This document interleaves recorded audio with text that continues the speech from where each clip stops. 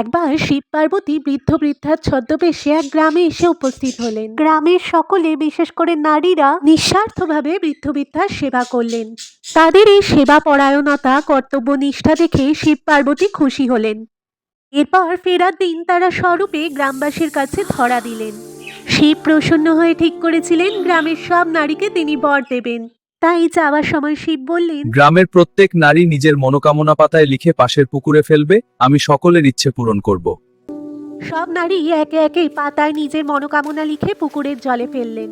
পরে শিব পার্বতী যখন পাতার লেখাগুলি পড়লেন, তখন দুজনেই বেশ অবাক হলেন, কারণ কোনো নারী নিজেদের জন্য কিছু চায়নি। তাদের সব বাসনা তাদের প্রিয়জনকে কেন্দ্র করে। কেউ চেয়েছেন স্বামীর সফলতা, কেউ বা তার শিশুর সুস্থতা, কেউ কেউ আবার চেয়েছেন পিতামাতার দীর্ঘায়ু। শিব অবাক হলেও পার্বতী শিবকে বললেন, নারীরা এমনই হয়, তারা নিজের স্বপ্নের তোয়াক্কা না করে বাকি সকলের, পরিবারের, সমাজে স্বপ্নের বুনিয়াদ করে তোলে। নারীদের এই আত্মত্যাগ দেখে শিব প্রসন্ন হলেন এবং বললেন, নারীরা নিজেদের জন্য কিছু না চাইলেও আমি আজ নারী দিবসে ওদের অনন্ত শক্তি উপহার দেব, যাতে ওরা নির্দ্বিধায় নিজের ও সকলের স্বপ্ন সফল করতে পারে।